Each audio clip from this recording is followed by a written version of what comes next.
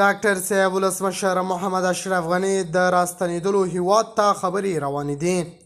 حمدالله محب او د اشرف غني ورور څه وایي؟ د خرابات ټي وي چینل درنو لیدونکو سلام، ستړي مشئ، وخت مو بخیر. هیله لرم چې جوړ او روغ به یې. په سر کې یادونه کوم که خرابات ټي وي چینل مو نه وي سبسکرایب کړه، په درنښت سره خرابات ټي وي چینل سبسکرایب کړئ. د افغانستان پخوانی جمهور رئیس محمد اشرف غني د ملي امنیت سلاکار حمدالله محب کابل ته د نوموړي بیرته ستنېدو اوازې چورلټ بې اساسه بللي دي.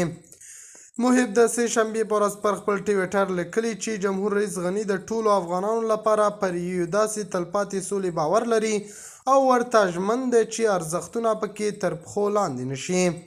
جمهور رئیس غني اوس هم د ولس د خیر لپاره د داسې اساسي بحث ملاتړ کوي چې د هیواد د ټولو وګړو استازیتوب پکوي. محب داسې مهال کابل ته د غني ستنېدو اوازې رد کړي چې وړاندې د پخواني جمهور رئیس ورور حشمت غني احمدزی په یو مرکه کې ویلي وو چې افغانستان ته د غني د ستنېدو په اړه خبرې روانې دي. د راپورونو په اساس حشمت غني په دې وروستیو کې په متحده عربي اماراتو کې له غني سره کتلي او تر هغه وروسته یې دا څرګندونې کړې دي.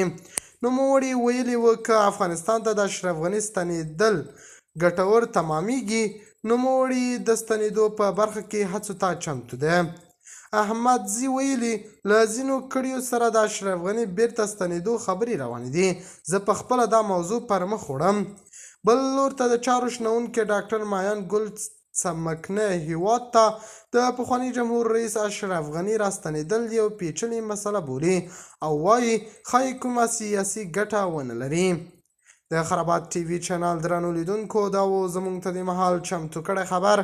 د نورو تازه خبرونو لپاره خرابات ټي وي چینل په درنښت سره سبسکرایب کړئ. د الله په امان تر بیا ښې چارې.